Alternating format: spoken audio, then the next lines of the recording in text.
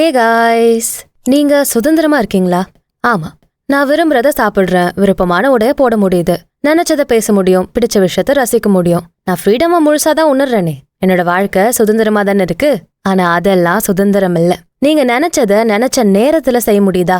லீவுக்காக காத்திருக்காம உங்களுக்கு சந்தோஷம் தர செயல செய்ய தைரியம் இருக்கா?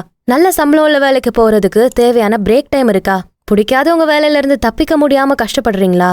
அடுத்த நாளை பத்தி யோசிச்சு கவலைப்படாம அந்த இரவு நல்ல தூக்கத்தை பெற முடியுதா? இல்லையா? அப்ப நீங்க சுதந்திரமா இல்ல. இன்னும் உங்களுக்கான சுதந்திரம் முழுமையா கிடைக்கல. நாட்டுக்கு சுதந்திரம் கிடைச்சதே பெரிய விஷயம். இல்ல நமக்கான சுதந்திரம் பத்தி என்ன பேச போறீங்க? முக்கியமான சுதந்திரம் இருக்கு. அதுதான் நிதி நிலையில உங்களுக்கு இருக்கக்கூடிய சுதந்திரமான மனநிலை. நிதி சுதந்திரம்னா என்ன? அதனால என்ன நல்லது நமக்கு நடக்க முடியும்? இதெல்லாம் பெரிய பெரிய தொழில் நிறுவனத்துக்கும் பெரிய தொழில் அதிபர்களுக்குமான வார்த்தைகளா என்ன? இல்ல, சாதாரண மனிதர்களும் இதை பத்தி தெரிஞ்சுக்கணும் தானே. நிதி நிலைமைனா ஏதோ நாட்டுக்கு போடுற பட்ஜெட் மட்டும் இல்ல, நமக்கும் அதுக்கும் சம்மந்தம் இல்லைன்னு நினைக்க கூடாது. உங்களோட பினான்சியல் ஸ்டேட்டஸ் என்ன? அதுல நீங்க கொண்டு வர வேண்டிய மாற்றங்கள் என்ன? இப்ப இருக்க நிலைய மாத்த நீங்க என்ன செய்யலாம்? இதெல்லாம் யோசிக்க வேண்டிய முக்கியமான விஷயம் இல்ல. உங்களோட பினான்சியல் நிலைமை எப்போ சுதந்திரமானதா இருக்க முடியும்? உங்களோட மாத வருமானம் எவ்வளவு இருந்தா அந்த நிலைமை உங்களுக்கு வரும். இதெல்லாம் பத்தி பேசுறது தான் இந்த பதிவோட முக்கியமான நோக்கம். பெரிய பணக்காரர்களும் பிசினஸ் மேக்னட்ஸும் தான் பினான்சியல் பொசிஷனை பத்தி கவலைப்படணுமா என்ன? நம்ம எல்லாருக்குமே ஒரு பொருளாதார நிம்மதி வேணும். எதை பத்தியும் ஒரு பயம் இல்லாம நம்மளோட அன்றாட வாழ்க்கைய நடத்தவும், நமக்கு எதிர்பாராத விதமா நடக்கிற செலவுகளை பத்தி எப்பவும் யோசிச்சுட்டே இல்லாம நிம்மதியா இருக்கிறதுக்கு ஒரு தெளிவான திட்டம் வேணும். உங்களோட நிலையான தொழில், அதுல வர வருமானம், இதை தாண்டின ஒரு வருமான முறைய பத்தி தெரிஞ்சு வச்சுக்கிறது ரொம்ப அவசியமான ஒண்ணு. ஒரு வருமானத்துக்கே கஷ்டப்படுற இந்த நிலைமையில இன்னொன்னா உங்க வாழ்க்கை தரம் உயரணுமா? பெரிய பெரிய கனவுகளும் லட்சியங்களும் உங்களை தூங்க விடாம செய்தா, அப்போ உங்க வருமானத்தை வச்சு நீங்க எப்படி இதெல்லாம் சாதிக்க முடியும்? அம்மாவோட அன்பு மட்டும் போதும், அப்பாட்ட இருந்து கிடைக்கிற பாசம் வேண்டான்னு சொல்லிட முடியுமா? இல்ல உங்க குடும்பத்துல யாரோ ஒருத்தரோட பாசம் மட்டும் போதுமா? எல்லாரோட அன்பும் உங்களோடதான் இருக்கணும்னு தானே நினைப்பீங்க. அப்போ உங்களோட வருமானத்துக்கான வழி மட்டும் ஏன் ஒரே ஒரு விஷயமா மட்டும் இருக்கணும்? அதுவும் இன்னும் கொஞ்சம் அதிகமா இருந்தா தானே நல்லது. பணத்தை ஒரு பொருளா பார்க்காம உங்களுக்கு பிடிச்சவங்களுக்கு நீங்க செய்ய தேவையான ஒரு கருவியா பாருங்க. பணம் மட்டுமே எல்லாருக்கும் சந்தோஷம் கொடுக்க முடியுமான்னு கேட்டா இல்லன்னு சொல்லுவாங்க. அவங்களெல்லாம் தயவு செஞ்சு நம்பாதீங்க. இவங்க எல்லாரும் பணத்தை அளவுக்கு அதிகமா சேர்த்து வச்சுக்கிட்டு ஒரு பெரிய இடத்துக்கு போன பிறகுதான் இந்த மாதிரி எல்லாம் பேசுவாங்க. எல்லாரும் முதல் இடத்துக்கு வந்துட்டா முதல் இடத்துக்குன்னு இருந்த மரியாதையே இல்லாம போயிடும்ல. ஆனா பொருளாதார நிலையில முதலிடம்னு சொல்றது தனிப்பட்ட மனிதர்களோட முடிவு. ஒருத்தருக்கு 1 கோடி சம்பாரிச்சா முதல் இடம் கிடைச்ச மாதிரி நிம்மதி வரும்னா, இன்னொருத்தருக்கு 10 லட்சமே போதும். அதுவே தன்னோட வாழ்க்கையில ஜெயிக்க வைக்க போதுமான பணமா இருக்கும்னு அவங்க நினைப்பாங்க. பொருளாதாரத்துல மட்டும்தான் முதலிடம் கடைசி இடம்னு எதுவுமே இருக்காது. இந்த முதலிடமும் அதுக்கான மதிப்பும் தனிப்பட்ட மனிதனோட ஒரு முடிவா தான் இருக்க முடியும். ஒரு சிலர் மட்டுமே தைரியமா ஒரு தொழில் முயற்சியில இறங்கி அதுல வெற்றி பெற்ற நபர்களா இருப்பாங்க. இன்னும் நம்ம நாட்டுல இருக்க 65% பேரு மாத வருவாய மட்டுமே நம்பிதான் இருக்காங்க. என்னதான் அவங்களுக்கு தொழில் துவங்க ஆசை இருந்தாலும் இல்ல அதுக்கான திட்டம் இருந்தாலும் இன்னொரு மாச சம்பளம் மட்டுமே அவங்களுக்கான சரியான பாதுகாப்பா இருக்க முடியும் நம்பி அதையே சார்ந்தும் இருக்காங்க. அப்ப இந்த மாதிரியான நபர்களுக்கு பொருளாதார சுதந்திரம் கிடைக்கவே செய்யாதா? இல்ல, இவங்கள போல ஒருத்தரா நீங்க இருந்தா கூட உங்களால அந்த சுதந்திர நிலைய அடைய முடியும். ஒரு சம்பளம் தான் உங்களுக்கு பாதுகாப்புன்னு நினைச்சா அதுக்கான ஒரு வழியை மட்டும் நம்பி இருக்காம அதுக்கான வழிகளை இன்னும் அதிகப்படுத்தலாம். அதுக்காக நீங்க எடுக்கிற முயற்சிகள் உங்களுக்கு ஒரு ரிஸ்க் இல்லாத நிலைய தர முடியும். இதுதான் பாசிவ் இன்கம்னு சொல்லுவாங்க. பாசிவ் இன்கம்க்கு நீங்க எந்த விதமான நேரடி வேலையிலும் ஈடுபடக்கூடாது. அதுக்கான முதலீடு மட்டும் செய்ய முடிஞ்சா போதும். வருமானம் தொடர்ந்து வந்துகிட்டே இருக்கணும். இதை தாண்டி சரியான சொத்து மேலாண்மை இருக்கணும். கடன்கள் இல்லாம இருக்கிறது, செலவை கட்டுக்குள்ள வச்சுக்கிறது, இந்த மாதிரியான விஷயங்கள் உங்களுக்கு ஒரு நிலையான பொருளாதார சுதந்திரத்தை கொடுக்க முடியும். சரி, இந்த சுதந்திரம் இருந்தே ஆகணுமா? அதெல்லாம் இல்லாம வாழ்க்கையை நகர்த்தவே முடியாதா? செய்யலாம். ஆனா அது உங்களோட கனவுகளை அடைய வைக்குமான்னு கேட்டா நிச்சயமா சொல்ல முடியாது. ஒரு சாதாரண நிலையில வருவாய்க்கும் செலவுகளுக்கும் கடன்களுக்கும் நடுவுல இருக்க வேண்டியதா வரும். எப்போ ஒரு விதமான பதட்ட நிலையும் அழுத்தமான மனநிலையோடயும் இருக்கணும். ஒரு வேலையை இழக்கிறது இல்ல உங்களுக்கு பிடிக்காத ஒரு வேலைக்கு போக வேண்டிய சூழல் உருவாகிறப்போ உங்களுக்கு ஒரு அழுத்தமான மனநிலையை அது உருவாக்கும். ஏதாச்சும் அவசர நிலை வரப்ப கூட என்ன செய்யணும்னு தெரியாம எப்படி அதுக்கான பணத்தை திரட்டுறதுன்னு யோசிச்சு உங்க உடல்நிலையும் பாதிப்புக்கு உள்ளாக்குவீங்க. உங்களோட நேரத்தை யார் கூட எப்படி செலவு பண்ணணும் நீங்களே முடிவு செய்யற ஒரு நிலையை அடையவே முடியாத சூழல் உருவாகலாம். உங்க உறவினரோட கல்யாணத்துக்கோ இல்ல உங்களுக்கு நெருங்கிய நபரோட வீட்டு விசேஷத்துக்கோ உங்களுக்கு பிடிச்ச மாதிரி நீங்க விருப்பப்படுற நேரத்தை அங்க செலவு பண்ண முடியாது. உங்களுக்கு அந்த நபர் எவ்வளவு முக்கியம்னு நீங்க மட்டும்தான் தெரிஞ்சு வச்சிருப்பீங்க. ஆனா உங்க ஆபீஸ் மேனேஜருக்கு அதை பத்தி தெரியாது. ஃப்ரெண்டு கல்யாணத்துக்கு தானே ஒரு நாள் லீவ் பத்தாதா அப்படின்னு கேக்குறப்போ உங்களால எந்த பதிலுமே சொல்ல முடியாது. அப்போ உங்களுக்கான நேரத்தை கட்டுப்படுத்துறது யாரு? உங்க ஆபீஸ் மேனேஜரா இல்ல நீங்க பாக்குற வேலையா? அப்படியானோ இஸ்ரோக்கு ராக்கெட் தயாரிக்கிற வேலை இல்லையே, ஒரு 2 நாள் அதிகமா லீவ் கேட்டா முடியாதுன்னு சொல்றதுக்கு. ஆனா உங்களோட மாத வருவாய மட்டும்தான் நீங்க நம்பி இருக்கீங்கன்னா நீங்க பாக்குற அக்கௌண்டன்ட் வேலை ராக்கெட் சயின்டிஸ்டோட வேலையை விட முக்கியமானதா தான் தெரியும். அப்ப இதெல்லாம் சரி செய்யணும்னா நீங்க உங்களுக்கான பொருளாதார சுதந்திரத்தை அடையறத பத்தி தெரிஞ்சு வச்சுக்கிறது ரொம்ப அவசியம். உங்களோட நிதி நிலைமைய மட்டும் சரி செய்யாம உங்களோட மனநிலையும் தெளிவா வச்சுக்க முடியும். நீங்க விருப்பப்பட்ட வாழ்க்கை முறைய நீங்களே தேர்ந்தெடுக்கலாம். அதுக்கான தைரியமும் நம்பிக்கையும் உங்களுக்கு வரும். சரி வாங்க, இப்ப இந்த பொருளாதார சுதந்திரத்தை அடைய என்னென்ன வழிகள் இருக்குன்னு தெரிஞ்சுக்கலாம். நம்பர் 1, உங்களோட பொருளாதார சுதந்திரத்துக்கான இலக்குகளை தெளிவா நிர்ணயம் செய்யணும். Define your financial freedom goals. வாழ்க்கையில எல்லாருக்கும் ஒரு விதமான இலக்குகள் இருக்கிறது ரொம்பவே முக்கியம். அதுலயும் பொருளாதார இலக்குகள் இருக்கிறதோட அவசியம் சொல்லி தெரிய வேண்டியதில்ல. அதுக்கான தேவையும் முக்கியத்துவமும் எல்லாரும் உணர்ந்துதா இருக்கு. முதல்ல உங்களோட சொத்து மதிப்பு என்ன, உங்களுக்கு இருக்க கடனின் அளவு என்ன, உங்களோட மாத வருவாய் எவ்வளோ, செலவுகள் என்ன, இதெல்லாம் பத்தி ஒரு தெளிவான புரிதல் இருக்கணும். ப்ராப்பர்ட்டியோட லிஸ்ட்ல எல்லாத்தையும் கொண்டு வரணும். அசையும் அசையா சொத்து, அதோட இப்போதைய மதிப்பு, இன்னொரு 10 வருஷத்துக்கு அப்புறம் அதோட மதிப்பு உயருமா இல்ல குறையுமா, லிக்விட் கேஷ்னு சொல்றப்ப பணம் எவ்வளோ இருக்கு, இது எல்லாத்தையும் பத்தி நீங்களே ஒரு மதிப்பை உருவாக்கி வச்சிருக்கணும். இதை வச்சு நீங்க முதல்ல தெரிஞ்சுக்க வேண்டிய விஷயம் என்னன்னா, எந்த வேலையும் செய்யாம இப்ப இருக்க இந்த நிலையிலேயே நீங்க வாழ தேவையான பணம் எவ்வளவு இருக்கும். ஐயா ராசா, என்ன சொன்னீங்க? வேலை செய்யாமலா? அப்போ வேலையை விட்டுலாமா? இனிமே ஆபீஸ்க்கே போக வேணாமா? இப்படி ஒரு திட்டத்தை தானே தேடிட்டு இருந்த. இருங்க பாய், கொஞ்சம் பொறுமையா கேளுங்க. வேலை செய்யாம இருக்கிறதுனா வேலைக்கே போகாம வீட்ல இருந்தே சம்பளம் வாங்குறது இல்ல. ஒரு வேலை இப்ப நீங்க பாக்குற இந்த வேலை போனா அடுத்த ஒரு வேலை தேடுற வரைக்கும் ஒரு சின்ன இடைவேளை விட்டா கூட உங்களோட நிலைமையில எந்த ஒரு பின்னடைவும் வராம பாத்துக்கணும். அதுக்கு ஒரு தொகை தேவையா இருக்கும். அத பத்தி தான் தெரிஞ்சுக்கணும். அட போங்க, நான் என்னவோ புது திட்டம் நினைச்சுல சந்தோஷப்பட்டேன். சின்ன இடைவெளி தானா? ஆமா, இப்ப இந்த சின்ன இடைவெளி தான். ஆனா இதுவே உங்களோட எதிர்கால திட்டமா கூட மாறலாம். நீங்க முழு நேர வேலைய கைவிட வேண்டிய சூழல் வந்தா, புதுசா ஒரு நல்ல தொழில் முயற்சியை செய்ய நினைச்சா, அதுக்கு உங்களுக்கு தேவைப்படுற பணத்தோட அளவை நீங்க கணிச்சு வச்சுக்கிறது அவசியம். உங்களுக்கு தேவையான வசதிகள் என்ன, உங்களோட வாழ்க்கை முறை, அடிப்படை தேவை, உங்க குடும்பத்துக்கான மொத்த செலவு, இதெல்லாம் வச்சுதான் நீங்க இந்த மதிப்பை உருவாக்கணும். உதாரணமா உங்க 1 மாசத்துக்கான செலவு 40,000 ரூபாவா இருந்தா உங்களோட ஆடம்பர செலவோட மதிப்பு ஒரு 80,000 ரூபாவா இருக்க முடியும். அப்ப அதுக்கேத்த மாதிரியான ஒரு இலக்கை தான் நீங்க உருவாக்கணும். அதே போல உங்களோட நீண்ட கால இலக்குகள் என்ன, குறுகிய கால இலக்குகள் என்ன, அதாவது ஷார்ட் டேர்ம் லாங் டேர்ம் கோல்ஸை பத்தி தெளிவான ஒரு திட்டம் இருக்கணும். உங்க இலக்குகள் தெளிவா இருக்கிறதோட கொஞ்சம் ஸ்மார்ட்டாவும் இருக்கணும். அதாவது ரொம்ப கஷ்டப்பட்டு தியாகம் பண்ணி தான் அந்த நிலையை அடைய முடியும்னு நினைக்க கூடாது. அதை அடைய முடியுமா, உங்களோட இப்போதைய வாழ்க்கை முறைக்கு அது தொடர்பானது அதாவது ரிலேட்டபிளா இருக்குமான்னு யோசிச்சு முடிவெடுக்கணும். டைம் பவுண்டடா இருக்கிறதும் அவசியம். ஒரு 5-10 வருஷத்துக்குள்ள அதை அடைய முடியணும். இதுதான் தெளிவான பொருளாதார சுதந்திரத்தை அடைய தேவையான சரியான இலக்குகள். ஒரு உதாரணத்துக்கு, உங்க வருமானம் 60,000 ரூபாய் இருந்தா உங்களோட அடிப்படை செலவுகள் 40,000 ரூபாவா இருக்கும். உங்களோட சேமிப்புன்னு பார்த்தா இப்போதைக்கு 3 லட்சம் ரூபாய் ஃபிக்ஸ்டு டெபாசிட்ல இருக்கு. அதே சமயம் உங்களுக்கான ஒரு ஹவுசிங் லோன் 20 லட்சத்துக்கான இஎம்ஐயும் கட்டிட்டு இருக்கீங்க. இதுதான் உங்களோட இப்போதைய நிலைமைனா ஒரு 50,000 ரூபாய்க்கான பாசிவ் இன்கம் நீங்க உருவாக்கணும். அது உங்களோட முதல் பாதுகாப்பான முயற்சியா இருக்க முடியும். ஏன்னா உங்களோட தற்போதைய நிலவரப்படி ஒரு வருடம் 5 லட்சம்னு வச்சா 20 வருஷத்துக்கு 1 கோடி ரூபாய் தேவையா இருக்கும். இந்த மாதிரியான தெளிவான கால்குலேஷன் எப்பவுமே இருக்கணும். இதன் கூடவே உங்களுக்கு வர எதிர்பாராத செலவுகள் பத்தியும் உங்களோட சேமிப்பை அதிகப்படுத்துற முயற்சிகளை பத்தியும் தெரிஞ்சிருக்கிறது அவசியம். இதுதான் முதல் மற்றும் முக்கியமான நிலை. 2வது, ஒரு நிலையான நிதி அடித்தளத்தை உருவாக்குங்க. Build a solid financial foundation. முதல் அடியை பத்தி தெரிஞ்சுக்கிட்டோம். அடுத்தது என்ன, பேஸ்மெண்ட் ஸ்ட்ராங்கா இருக்கணும். இது வரைக்கும் நம்ம பார்த்தது உங்க கட்டடம் எவ்வளவு அளவுக்கு இருக்கணும்னு, எத்தனை ரூம் வேணும், எவ்வளவு நீள அகலம் இருந்தா உங்களுக்கு வசதியா இருக்கும், இதெல்லாம் பார்த்துட்டது முதல் அடி. அடுத்தது உங்க பட்ஜெட்டை தாங்குற அளவுக்கான கட்டடம் வர்றதுக்கு அந்த இடத்துல என்ன மாற்றங்கள் செய்யணும், பேஸ்மெண்ட் ஸ்ட்ராங்கா இருக்க என்ன மாதிரியான முயற்சிகள் செய்யணும்னு பார்க்கணும். என்னங்க ஃபினான்ஸ்னு பேருக்கு சொல்லிட்டு வீடு கட்டலாம் ஐடியா கொடுக்குறீங்கன்னு யோசிக்கிறீங்களா? இங்க பேஸ்மெண்ட்னு சொன்னது உங்களோட ஃபினான்ஷியல் தேவையை தான். உங்க செலவுகள், வருவாய், சொத்து இதெல்லாம் தெரிஞ்சப்புறம் உங்களை பாதிக்காத அளவுக்கான ஒரு திட்டத்தை நீங்க ரெடி பண்ணணும். அதுக்கு தான் 2வது நிலை. உங்களோட செலவுகளை பத்தி கணக்கீடு செய்யறதா ரொம்ப ரொம்ப முக்கியம். அதுக்கு உங்களுக்கு மாத பட்ஜெட் போடுறது உதவியா இருக்கும். பட்ஜெட் பிளானர் ஆப் கூட பயன்படுத்திக்கலாம். கூகுள் ஷீட்ஸ், எக்ஸ்பென்ஸ் ட்ராக்கிங் ஆப்னு நிறைய ஸ்மார்ட்டான வழிகளும் இருக்கு. புதுசா இந்த மாதிரியான முயற்சிகளை செய்யறப்போ உங்களுக்கு இன்னும் உற்சாகமா புது விஷயத்தை கத்துக்க ஒரு வாய்ப்பு இருக்கும்.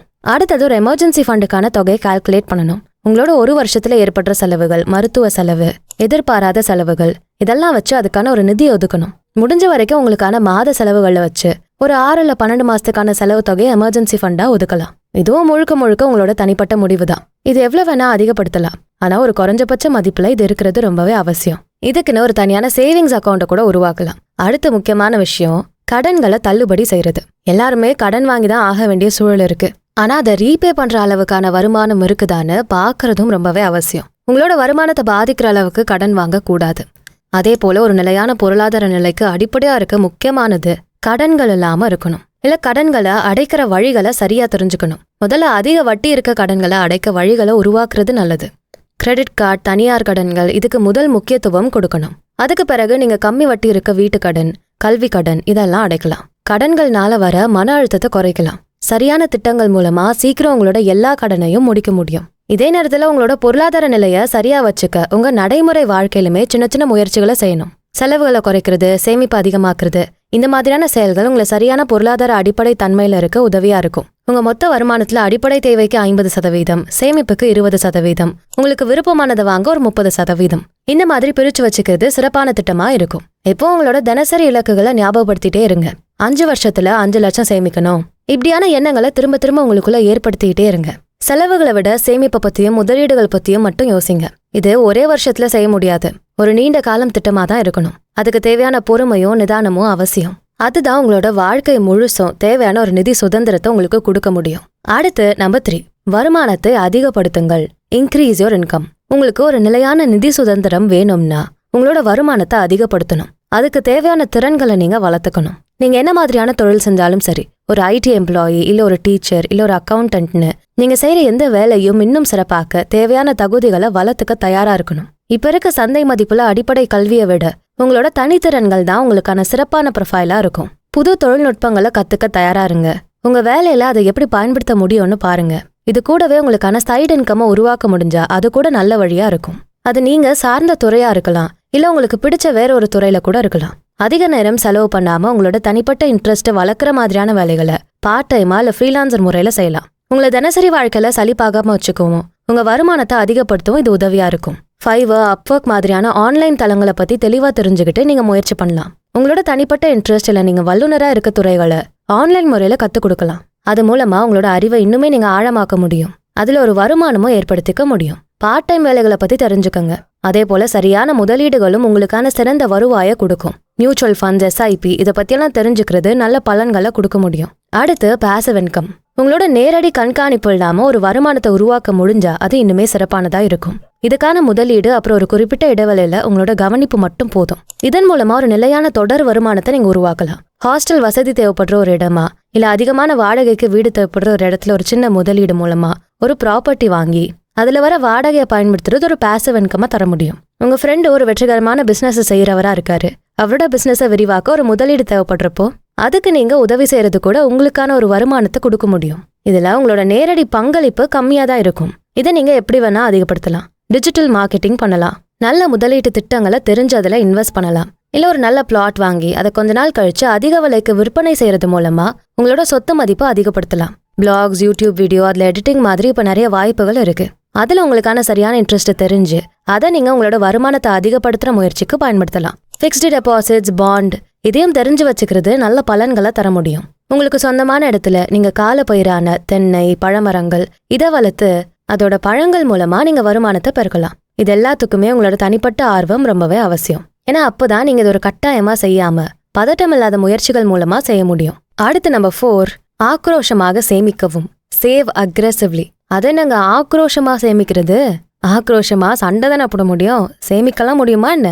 உங்களுக்கு கோவம் வந்தா உங்களை யாராவது கட்டுப்படுத்த முடியும்? இல்ல நீங்க யாரோட பேச்சையாவது காது கொடுத்து கேட்க தான் தயாரா இருப்பீங்களா? நிச்சயமா இருக்க மாட்டீங்க. அப்ப சேமிக்கிறதுக்கு அதே விதமான ஆக்ரோஷமான மனநிலையை வச்சுக்கலாமே, தப்பொன்னும் இல்லையே. ஏன்னா சேமிக்கிறதோட நல்லத அதுல இருக்க பலன்களை எத்தனை பேர் எத்தனை விதமா சொன்னாலும் எல்லாத்தையும் கேட்டுட்டு ரொம்ப கஷ்டங்க, செலவுகளே ஜாஸ்தியா இருக்கு, சேமிப்பு பத்தியெல்லாம் யோசிக்கவே முடியாதுன்னு சொல்ற பலரை பாக்குறோமே. அப்ப சேமிக்கிறதோட முக்கியத்துவத்தை பத்தி இன்னும் ஆழமா அழுத்தமா பதிய வைக்கணும்னா அதுக்கான ஆக்ரோஷமான முயற்சிகளை நீங்க செய்ய தயாரா இருக்கணும். அதுதான் உங்களோட பொருளாதார சுதந்திர நிலையை கொடுக்க முடியும். ஏதோ செலவு பண்ணோம் மீதி இருக்க பணத்தை உண்டியல்ல போட்டோன்னு இல்லாம சேமிக்கிறதுக்கான தொகையை முதலெடுத்து வைக்கணும். உங்க தேவையில்லாத செலவுகளை குறைச்சு சேமிக்கிற தொகையை அதிகப்படுத்த முயற்சி பண்ணணும். அதுக்கான ஒரு காரணத்தை நீங்களே உருவாக்கணும். வீடு, இடம், தொழில் முயற்சின்னு எது வேணா உங்க இலக்கா இருக்கலாம். அது உங்களுக்கான நீண்ட கால சந்தோஷத்தை தரக்கூடியதா இருக்கணும். வார சேமிப்பு, மாத சேமிப்புன்னு புதுசா சேமிக்கிற வழிகளை உருவாக்கணும். தங்க நகை சேமிப்பு மாதிரியான திட்டங்களை தெளிவா தெரிஞ்சு அதுலயும் சேமிக்கிறதெல்லாம் நல்லது. தேவையில்லாத செலவுகளை குறைக்கிறதும் உங்களோட சேமிப்பை அதிகமாக்கும். தேவையில்லாத சப்ஸ்கிரிப்ஷன்ஸ், ரெஸ்டாரண்ட் செலவுகள், ஆடம்பரமான துணிகளை வாங்குறது இதெல்லாமே தேவையில்லாத செலவுகள் தான். பில் கேட்ஸ், மார்க் ஜக்கர்பர்கும் எளிமையான ஆடைகளை தேர்ந்தெடுக்கிறாங்க. உங்களோட தரம் நீங்க தேர்ந்தெடுக்கிற உங்க உடைகள்ல இல்லைன்னு நீங்க உணரணும். உங்களை உலகத்துக்கு காட்ட தேவைப்படுற ஒரு சாதாரண பொருள் தான் அது. அதில் உங்களோட மொத்த வருமானத்தையும் செலவு செய்யறது அவ்வளோ சிறப்பா இருக்காது. 50-30-20 ரூலை கடைபிடிக்கிறதும் சிறந்த முறையா இருக்க முடியும். 50% அடிப்படை செலவு, 30% சேமிப்பு, 20% ஆடம்பர செலவு இல்ல எமர்ஜென்சி ஃபண்ட். இப்படி தரம் பிரிச்சு செலவு செய்யறது மூலமா உங்களுக்கான சிறப்பான திட்டத்தை உருவாக்க முடியும். இம்பல்சிவ் பையிங்னு சொல்லப்படுற உடனடியா வாங்குற பழக்கத்தை கட்டுப்படுத்த தெரியணும். உங்களோட செல்ஃப் டிசிப்ளின் சம்பந்தப்பட்ட விஷயமா இந்த செலவு பண்ற திறன் இருக்கணும். உங்களோட நீண்ட கால தேவையை உணர்ந்து அதுக்கேத்த மாதிரி செலவுகளை குறைக்கணும். சின்ன சின்ன முயற்சிகள் பெரிய வெற்றியை தர முடியும். அடுத்து நம்பர் 5, திறமையான முதலீடுகள். Invest strategically. முதலீடுன்னு சொன்னதுமே உங்கள பாதி பேருக்கு mutual funds R subjected to market risk, invest carefully இப்படி கடகடன ஓடுற விளம்பரங்கள் ஞாபகத்துக்கு வந்து பயமுறுத்துதா? முதலீட்டை பத்தின தெளிவு நம்மள யாருக்குமே இருக்கிறதில்ல.